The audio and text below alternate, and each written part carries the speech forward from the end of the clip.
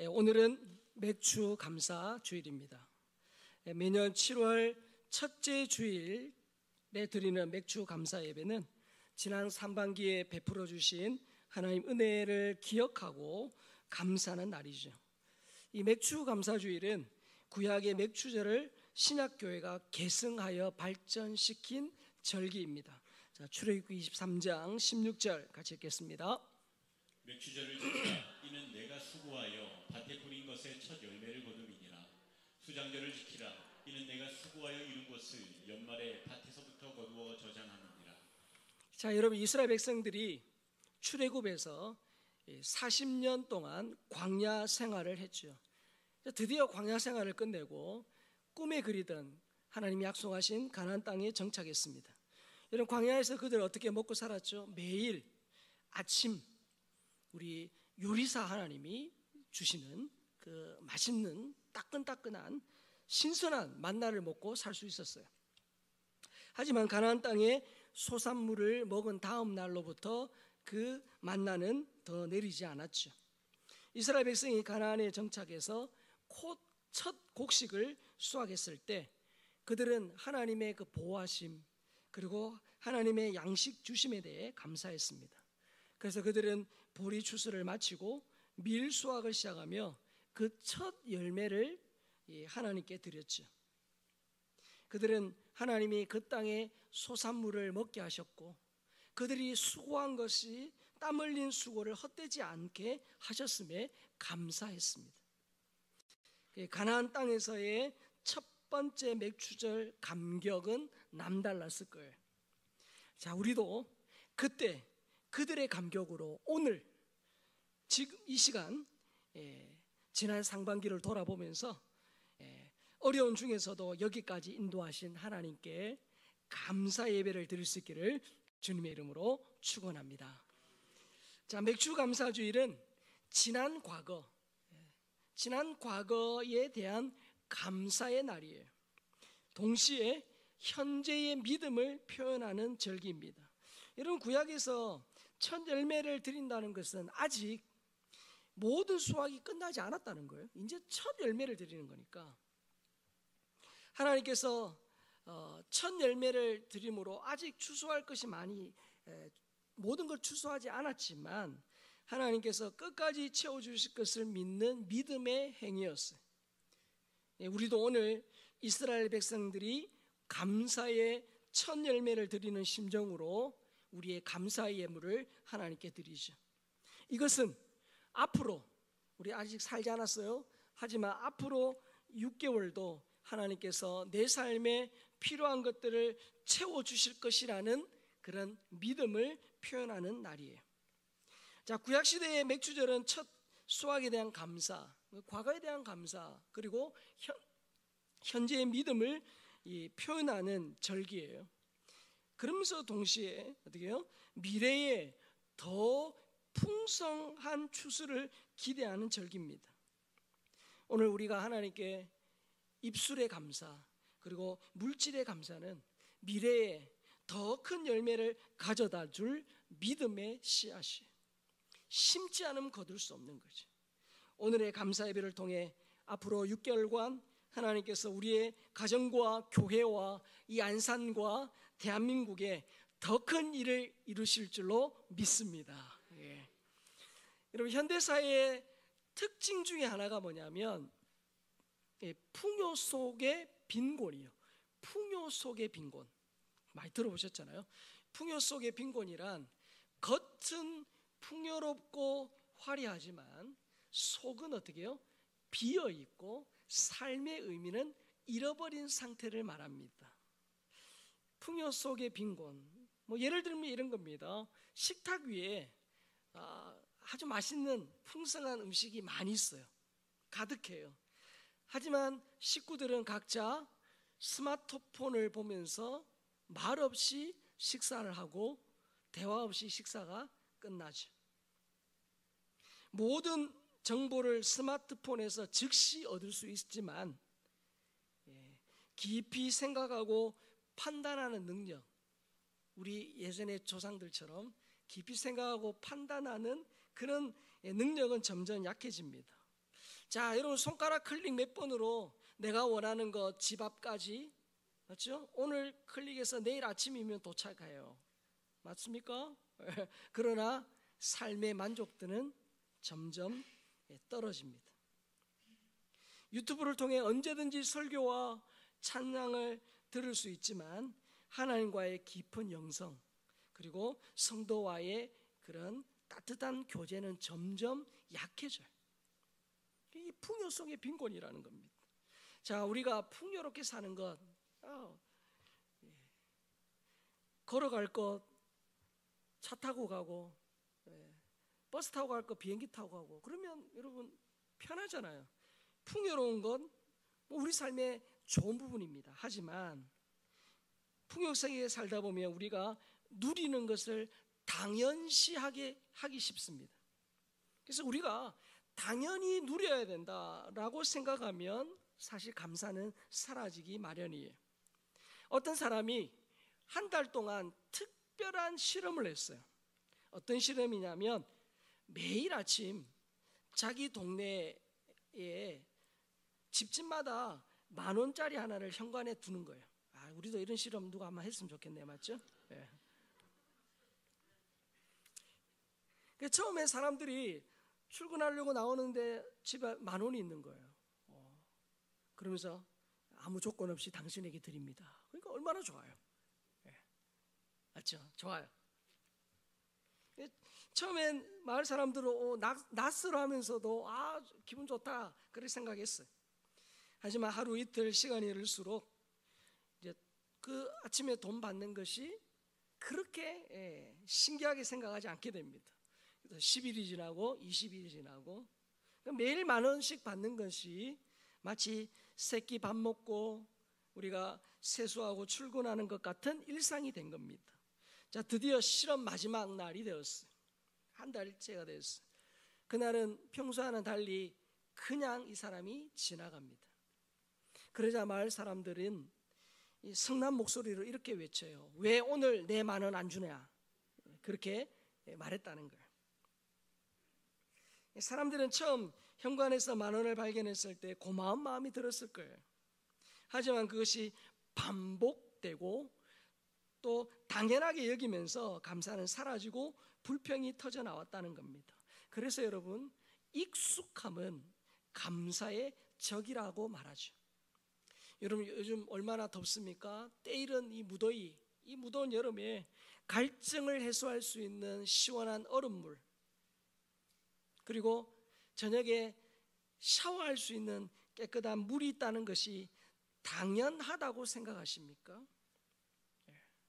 여러분, 성경에는 감사하라는 직접적인 명령, 감사하라 이렇게 되어 있는 직접적인 명령형 구절만 100회 이상 나와요. 자, 직접적인 명령 말고 간접적으로 감사의 태도나 감사의 마음과 관련된 구절은 훨씬 많아요. 자, 그렇다면 왜 하나님은 감사라는 직접적인 명령을 이렇게 많이, 그리고 감사의 태도나 감사의 마음과 관련된 성경은 훨씬 더 많이 성경에 기록해 놓으셨을까요? 그만큼 감사는 죄인인 우리가 저절로 본능적으로 쉽게 그렇게 되지 않기 때문이에요. 감사는 죄인의 본능을 거스리는, 이 감사라고 명령해야 할 정도로 감사라는 것은 죄인의 본능을 거스리는 그런 믿음의 행위라는 거예요. 자, 그런데 오늘 본문에는 그런 이 죄인의 본능을 거스리는 그런 감사, 그 감사, 근데 그렇게 어려울수록 더 감사했던 예가 기록되어 있습니다. 여러분, 많은 성도가 오늘 본문의 주인공인 다니엘을 좋아해요. 다니엘을 좋아합니다. 그래서 이름도 다니엘로 짓는 분도 있고 영어 이름을 다니엘로 하는 사람도 있잖아요. 하지만 여러분, 다니엘처럼 시대적으로 개인적으로 고난이 많았던 인물도 드물어요. 여러분, 다니엘이 처한 그런 시대적인 어려움을 아시잖아요. 자기의 조국 남유다가 바벨론에 멸망당했습니다. 성전이 무너지고 성전이 완전히 초토화되고 성전에 있던 그 기물들, 성전 기구들이 이방인, 이 바벨론의 이방인 신전으로 옮겨지는 수치를 겪었어요. 당시에 하나님이 과연 계신가? 그리고 하나님 없는 이방 나라의 선민 이스라엘이 망할 수 있는가라는 심각한 그런 이 민족적인 정체성의 혼란을 겪었어요. 시대적인 어려움이에요. 또한 다니엘이 처한 개인적인 어려움 아시잖아요. 다니엘은 왕족 출신이었으나 포로로 끌려갔어요. 전쟁 포로로 바벨론에 끌려갔습니다. 여러분, 다니엘 이름의 뜻 아시잖아요. 하나님은 나의 재판장이시다. 그게 내 이름에 하나님이라는 게 선명하게 새겨져 있는 사람인데 이름을 바꾸죠. 바벨론 신 벨이 나를 보호한다라는 벨드사살로 이름을 이미 바뀌어져요. 개인의 정체성이 바뀌어진 거예요. 하나님의 이름은 지워지고 이방신의 이름이 새겨진 겁니다. 그리고 다니엘이 바벨론의 포로로 끌려간 뒤에 받은 바벨론식 교육, 그건 단순한 그냥 학문 교육이 아니에요. 갈대아 사람의 그런 언어와 학문, 이방 종교 사상과 철학, 왕의 음식과 음료 제공은 이스라엘 민족의 정체성을 없애고 바벨론에 동화시키려는 철저한 이데올로기 훈련이에요. 그런 시대에 다니엘이 하루하루 하나님의 자녀로 믿음을 지키며 산다는 것 자체가 힘든 시기예요. 자, 그런데 설상가상으로 오늘 본문 다니엘 2장에는 더 어려운 일이 생겼어요. 어느 날 느부갓네살 왕이 예사롭지 않은 꿈을 꾸었죠. 그런데 여러분, 분명히 꿈에서 큰 충격을 받았는데 깨고 보니까 기억이 하나도 안 나는 거예요. 그러니까 이 느부갓네살 왕이 번민함에 잠을 이루지 못합니다. 불안해서 마음이 조급해진 이 왕이 바벨론의 모든 지혜자들에게 명령합니다. 지금 당장 내가 꾼 꿈과 그 해석을 알려달라, 그렇게 요청을 해요. 그리고 꿈의 내용과 해석까지 알려주지 않으면 바벨론의 지혜자 모두를 죽이겠다라는 그 명령에 지금 궁이 난리가 난 겁니다. 아무도 왕의 명령대로 하지 못하자 지혜자 모두가 죽게 될 그런 상황이에요. 위기예요. 여기엔 다니엘도 예외가 아닙니다. 진노한 왕의 명령에 따라 바벨론 지혜자들을 죽이러 나가는 경호대장 아리엘에게 다니엘이 말합니다. 당황하거나 불평하지 않고 지혜로 말로 질문을 하죠. 긴박하게 돌아가는 상황을 알게 된 다니엘은 왕에게 시간을 요청해요. 그리고 위기의 순간에 다니엘은 새 친구에게 사건을 알리고 함께 기도하죠. 자, 본문 17절 18절 같이 읽겠습니다. 시작. 자기 집으로 돌아가서 그 친구 하나냐와 미사엘과 아사랴에게 그 일을 알리고 하늘에 계신 하나님이 이 은밀한 일에 대하여 불쌍히 여기사 다니엘과 친구들이 바벨론의 다른 지혜자들과 함께 죽임을 당하지 않게 하시기를 그들로 하여금 구하게 하니라. 자, 여러분 그 상황을 한번 상상해 보면서 설교를 들어보세요. 그 긴박한 상황에 다니엘은 혼자 해결하지 않고 믿음의 동력자들과 함께 기도했습니다. 다니엘과 세 친구는 하나님이 그 꿈의 비밀을 계시해 주셔서 모두가 죽지 않게 해달라고 기도합니다. 자, 근데 하나님은 그 밤에 다니엘에게 응답하시죠. 자, 본문 19절 읽습니다. 시작. 이에 인밀한 것이 밤의 환상으로 다니엘에게 나타나 보이매 다니엘이 하늘에 계신 하나님을 찬송하니라. 다니엘은 왕의 꿈과 해석까지 알게 하신 하나님을 찬양해요. 그 찬양의 내용이 오늘 본문 20절에서 23절에 나오는데 이런 거죠.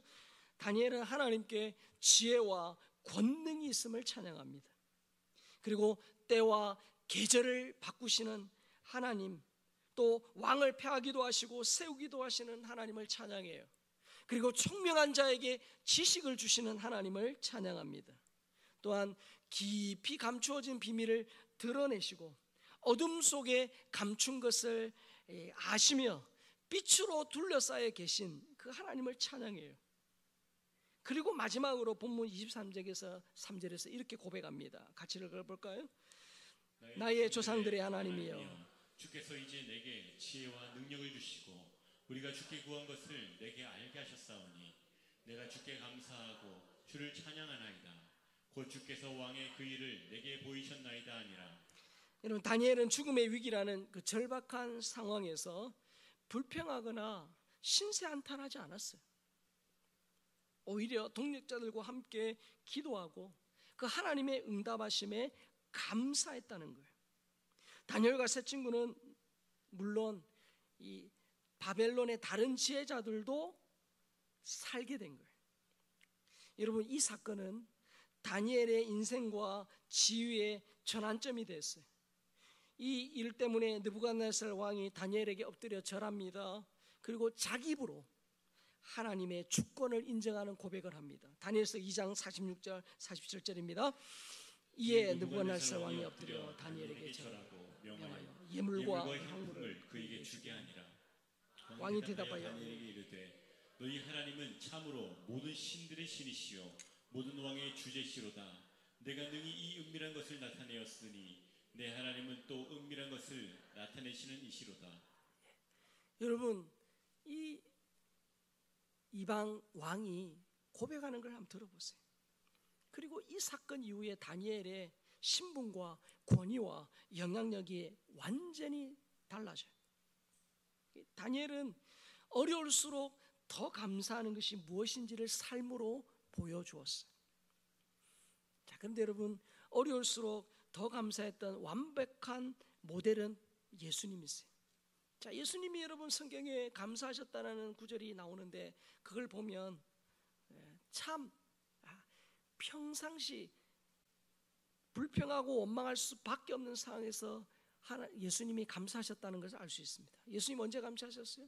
예수님은 남자만 5,000명, 그래서 아무리 적게 잡아도 10,000명 이상 훨씬 넘는 사람을 먹여야 하는 절박한 상황에서 감사하셨어요. 자, 요한복음 6장 11절 같이 볼까요? 예수께서 떡을 가져 축사하신 후에 앉은 자들에게 나눠주시고 물고기도 그렇게 그들의 원대로 주시니라. 자, 여러분, 이 오병이의 상황 잘 아시잖아요. 예수님의 말씀을 듣다 보니까 이제 날이 어둑어둑 해가 기울었어요. 모든 사람이 예수님 얼굴만 쳐다보고 있는 상황입니다. 제자들 예수님께 말합니다. 예수님, 제자 무리들을 다 보내가지고 두루촌과 마을에 가서 먹을 것을 사 먹게 합시다. 각자 도생하자는 거죠. 현실적인 대안을 제시. 그러나 예수님은 제자들을 향해 너희가 먹을 것을 주라 라는 그런 황당한 말씀을 하세요. 계산이 빨랐던 빌립이 빨리 이렇게 막 통밥을 굴려보니까 어떻게 해요?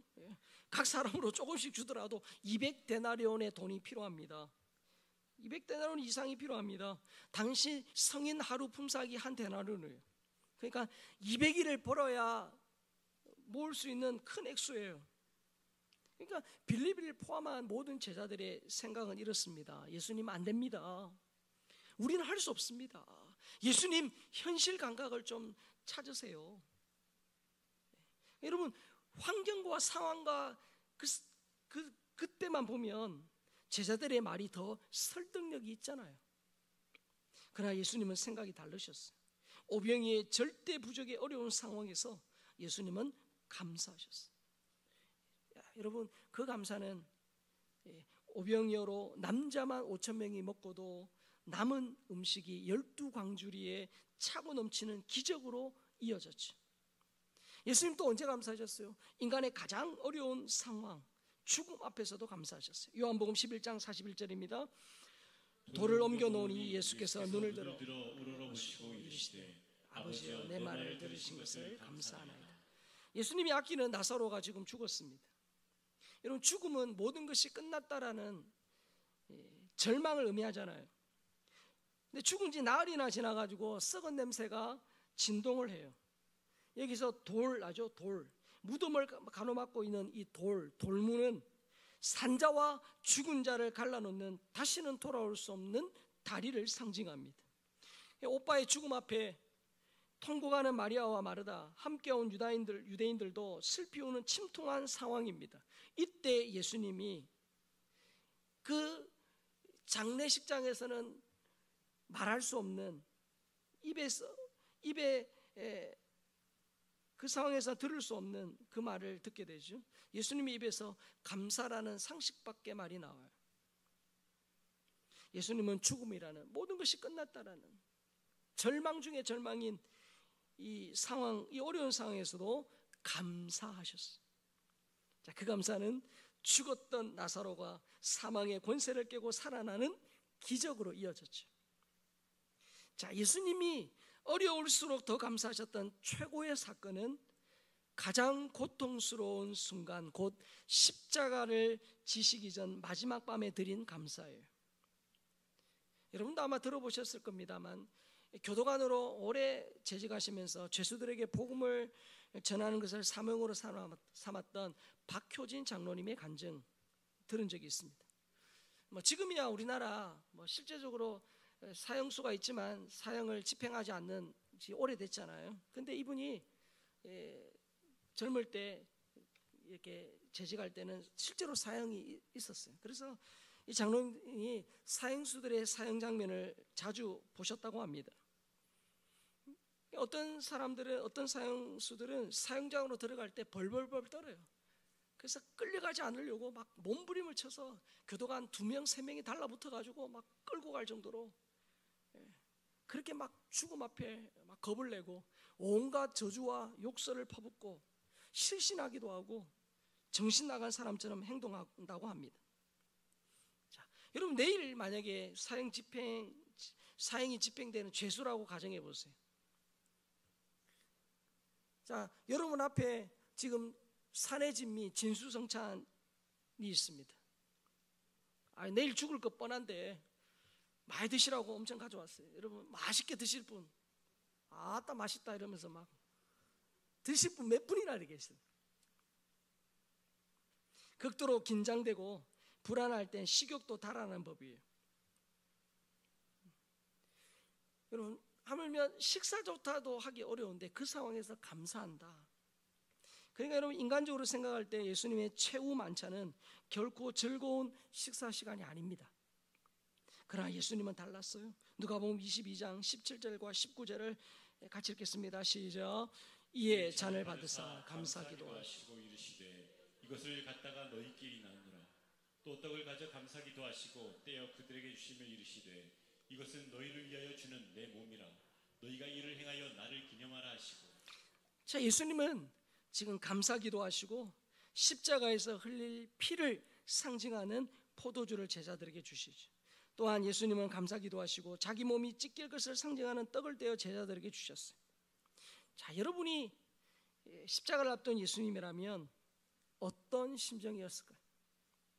예수님은 죽음을 앞둔 가장 어려운 상황에서도 감사하셨습니다. 우리의 삶과 기도의 완벽한 모델이신 예수님은 어려울수록 더 감사하셨어요. 심각한 결핍의 상황에서 감사하셨고, 인간의 가장 큰 절망이요 문제라고 할 수 있는 죽음 앞에 감사하셨고, 인간의 가장 큰 고통이라는 이 십자가를 앞두고 감사하셨습니다. 이 머레이 셀롬이라는 극작가가 있어요. 이 머레이 셀롬이라는 극작가의 할머니가 참 특이한 분인데 하루에 100번 이상 하나님 감사합니다를 외치고 사신 분이. 자, 옆에 분에게 한번 그 할머니의 영성으로 옆에 분에게 한번 우리 합시다. 딱 2번씩 하는 거예요. 우리 100번 하면 시간 너무 많이 지나가니까 2번만 합시다. 하나님 감사합니다. 그렇게 하셔야 돼요. 지금 멀뚱멀뚱 앞에만 쳐다보고 계시면 안 되고 옆에 분 보시고 하셔야 돼요. 자, 좌우에 있는 분, 앞뒤에 있는 분 보고 다시 한번 우리 2번 합니다. 하나님 감사합니다. 하나님 감사합니다. 시작.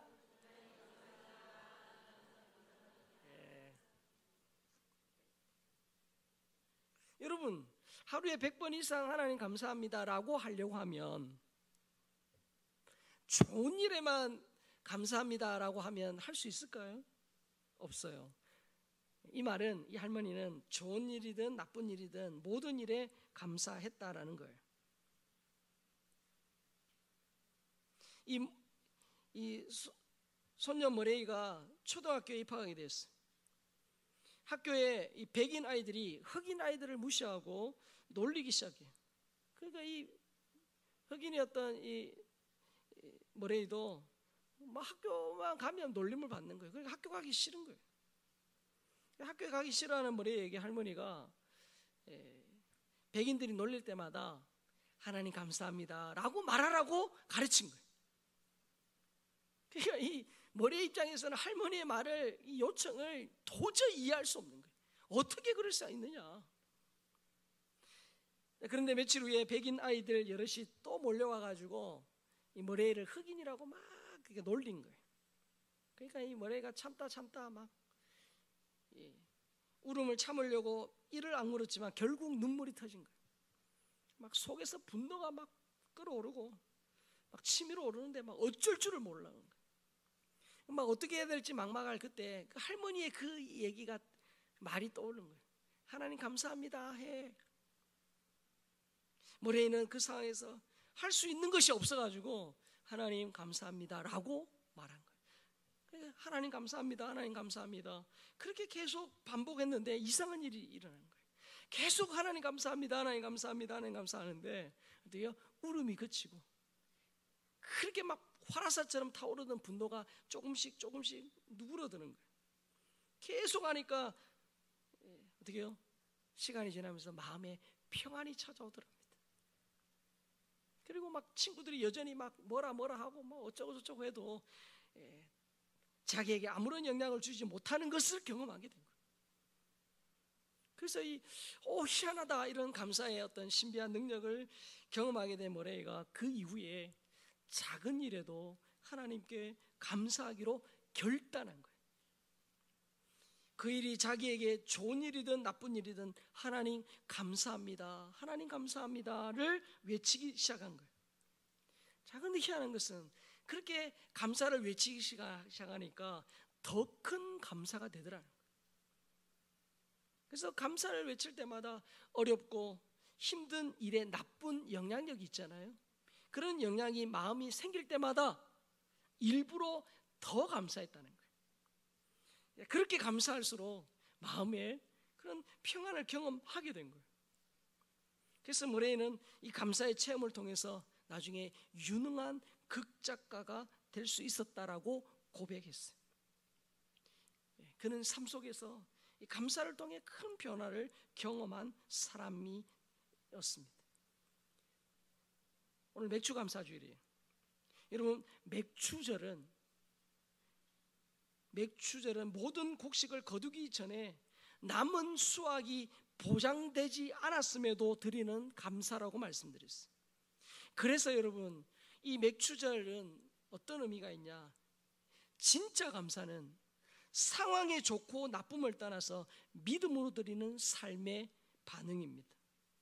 좋을 때, 일이 잘 풀릴 때, 뜻하지 않은 그런 좋은 일이 있을 때 드리는 감사는요, 세상 사람들도 할 수 있어요.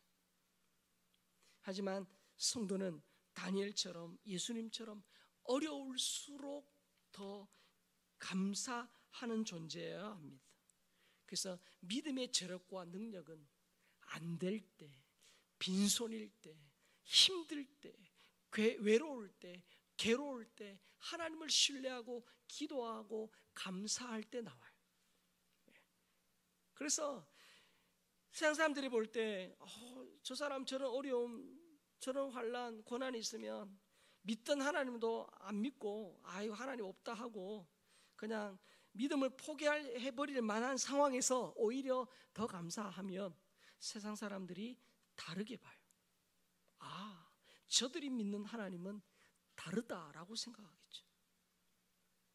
내 뜻대로 안 되고 기도하는 반대의 상황이 펼쳐지는 것처럼 어려울 때 그때 믿음이 진가를 발휘하는 거예요.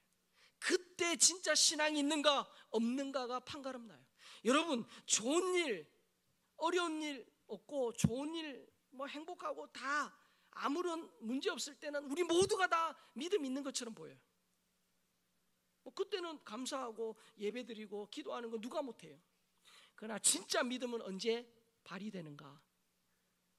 상상할 수 없는 어려움, 원치 않는 고난, 그 상황에서도 어떻게 해요? 무릎 꿇고 하나님 신뢰하고 기도하는 것이 그게 믿음이고 진짜 하나님 기뻐하는 사람이에요. 여러분, 내 뜻대로 안 되고 기도하는 반대의 상황이 펼쳐지는 것처럼 어려울 때 감사하면, 따라합시다. 인간의 끝은 하나님의 시작입니다. 예. 그때 어떻게 해요? 그때 감사하면 인간의 끝은 하나님의 시작임을 체험하게 됩니다. 여러분, 감사주일, 1년에 적어도 맥주 감사주일과 추수 감사주일을 통해서 하나님이 뭘 원하실까요? 우리의 잃어버렸던 감사, 안 된다, 힘들다, 어렵다 라고 하면서 우리의 눈이 자꾸 부정적이고 안 되는 것만 보면서 거기에 자꾸 집중하는 우리의 눈을 들어 너의 인생을 붙들고 계시고 너를 선한 그릇으로 인도하시는 선한 목자 되신 그리스도 하나님을 바라보고 그 하나님을 신뢰하면서 믿음으로 나아가라.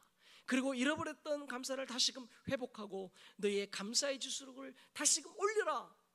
그런 의도로 이런 감사 주의를 주신 거예요. 우리 잃어버렸던 감사가 회복되므로 꽂고 불이 아니라 꽂고 감의 인생을 사는 우리 모든 주의 백성들의 수 있기를 주님의 이름으로 축복합니다.